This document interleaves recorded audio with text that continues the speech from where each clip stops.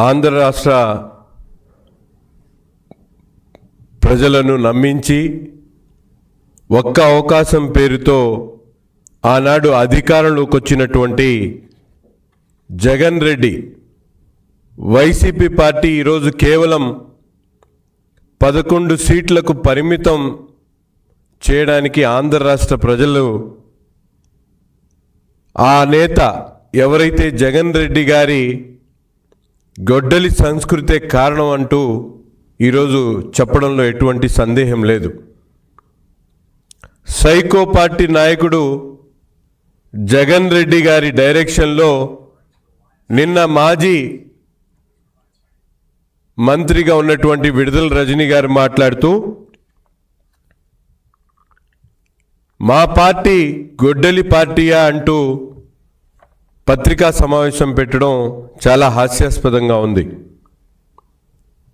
మీరు చేసినటువంటి అధికారంలో ఉన్నప్పుడు వైసీపీ పార్టీ చేసినటువంటి నేరాలు ఘోరాలు ఏ విధంగా ఉన్నాయో వాటికి అనేక విధాలుగా ఈరోజు మనందరం కూడా చూడొచ్చు. కిల్లింగ్ మైండ్ సెట్తో ప్రజలను నమ్మించి కుటుంబ సభ్యుల్ని బజారు కీడ్చినటువంటి సంస్కృతి ఈ సైకో పార్టీ అధినాయకుడు జగన్మోహన్ రెడ్డి గారిది. ముఖ్యంగా అధికారుల దగ్గర నుండి ప్రతిపక్షాల దగ్గర నుండి తనతో పాటు పనిచేసేటువంటి తన సొంత పార్టీ నాయకులను కూడా ఈరోజు అనేక రకాలుగా చిత్రహింసలు చేసినటువంటి సంస్కృతి వైసీపీ పార్టీ అధినాయకుడిది, వైసీపీ సైకో పార్టీదని ఈ సందర్భంగా రాష్ట్ర ప్రజలకు తెలియజేస్తా ఉన్నాం. ఒకటి కాదు, రెండు కాదు, జగన్మోహన్ రెడ్డి గారు పార్టీ పెట్టినటువంటి ప్రతి ఒక్క అంశంలో కూడా పెట్టిన నాటి నుండి అనేక అంశాల్లో మనం ఒక్కసారి ఆలోచించాల్సినటువంటి అవసరం ఉంది. ప్రజలకు ఇచ్చినటువంటి మాటల మూటలతో పాటు తను అధికారంలోకి వచ్చిన తర్వాత తను చెప్పినటువంటి ప్రతి ఒక్క మాటని కూడా ప్రజలకు ఇబ్బంది పడేటువంటి పరిస్థితులు తీసుకొని వచ్చినటువంటి నైజాం జగన్మోహన్ రెడ్డిది.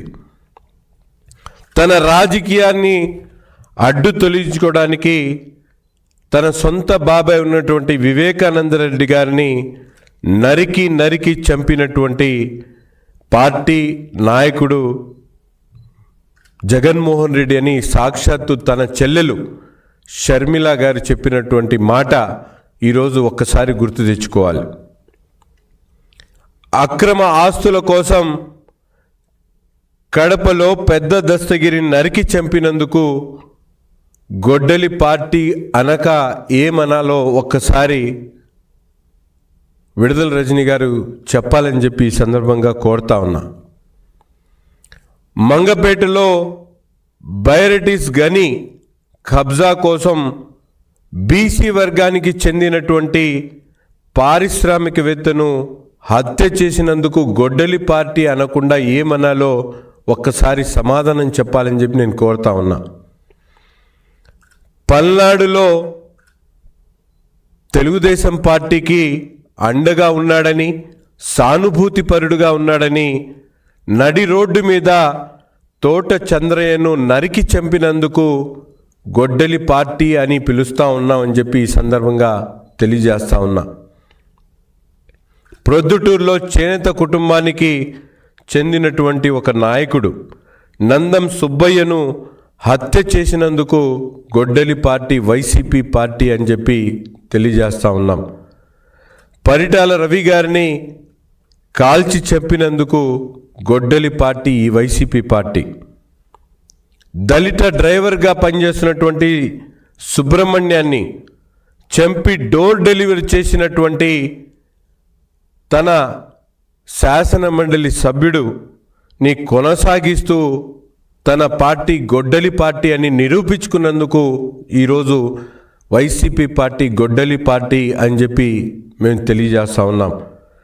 మాస్క్ అడినందుకు కరోనా సమయంలో డాక్టర్ సుధాకర్ను వేధించి అతడి ప్రాణాలు పోగొట్టుకునేటువంటి విధంగా చేసినందుకు గొడ్డలి పార్టీ అని చెప్తా ఉన్నాం.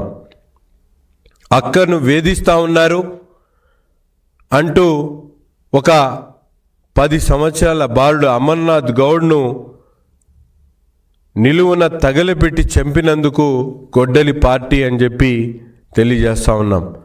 మద్యం రేట్లు పెంపు ప్రశ్నించినందుకు పుంగనూరులో ఒక ప్రతాప్ను శవంగా మార్చినందుకు గొడ్డలి పార్టీ అని మేము చెప్తా ఉన్నాం.